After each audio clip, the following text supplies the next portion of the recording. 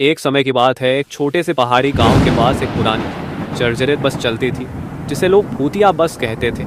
यह बस सालों पहले एक भयावह दुर्घटना का शिकार हुई थी। उस हादसे में बस के सारे यात्री मारे गए थे। तब से वह बस कभी कभी रात के अंधेरे में उसी पहाड़ी सड़क पर दिखाई देती थी, लेकिन जो भी उसमें चढ़ता वह कभी वापस नहीं लौटता। गांव के बुजुर्गों का कहना था कि बस में उन यात्रियों की आत्माएं अब भी सवार हैं, जो उस हादसे में मारे गए थे। वे भटकती आत्माएं हर रात अपनी अधूरी यात्रा पूरी करने के लिए इस दुनिया में लौट आती, और जो भी उस बस में चढ़ता वह उनकी यातना का हिस्सा बन जाता। गांव के लोग डरते थे और कोई भी उस सड़क पर रात के समय जाने की हिम्मत नहीं करता था। लेकिन एक दिन एक निडर युवक जिसका नाम अर्जुन था, उसने इस अफवाह को चुनौती देने का निश्चय किया। उसे भूत प्रेत की कहानियों पर विश्वास नहीं था और वह इन कहानियों को मात्र अफवाह मानता था। उसने ठान लिया कि वह उस बस में सफर करेगा और सच का पता लगाएगा। अर्जुन ने अपने दोस्तों से बात की, लेकिन कोई भी उसके साथ जाने के लिए तैयार नहीं हुआ। अंततः उसने अकेले ही जाने का फैसला किया। वह शाम को अपने बैग में एक टॉर्च, कुछ खाने पीने की चीजें और एक ताबीज रखकर गांव से बाहर निकल पड़ा।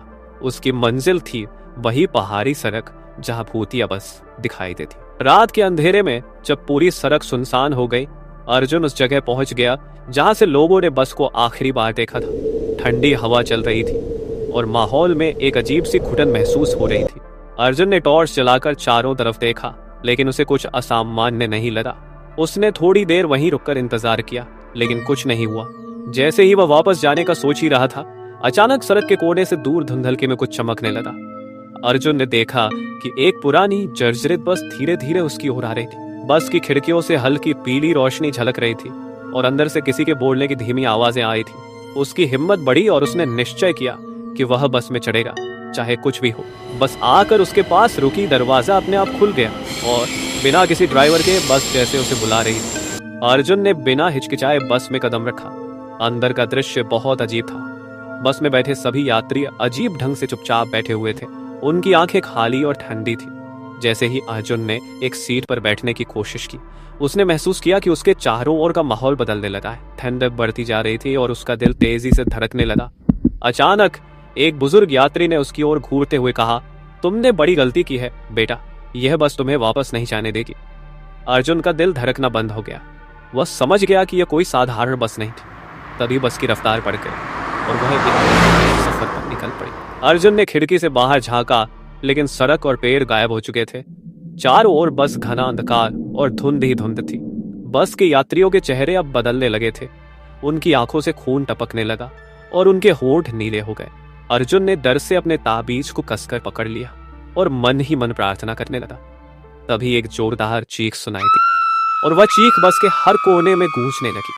लेकिन तभी अचानक बस रुक गई, दरवाजा खुला और अर्जुन को धक्का देकर बाहर फेंक दिया गया। उसने खुद को उसी जगह पाया जहां से उसने सफर शुरू किया था। बस गायब हो चुकी थी और चारों ओर फिर से वही पहाड़ी सड़क दिखाई दे रही थी। अर्जुन पूरी तरह हाँफ रहा था।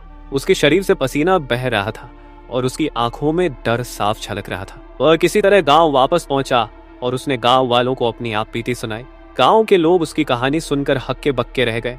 उस दिन के बाद अर्जुन ने कभी उस सड़क पर कदम नहीं रखा और गांव वालों ने उस बस की भूतिया कहानी को और गंभीरता से लेना शुरू कर दिया। आज भी अगर कोई उस सड़क के पास जाता है तो लोगों का कहना है कि रात के अंधेरे में कभी कभी वह भूतिया बस अब भी दिखाई देती है और जो भी उसमें चढ़ता है उसका अता पता फिर कभी नहीं मिलता।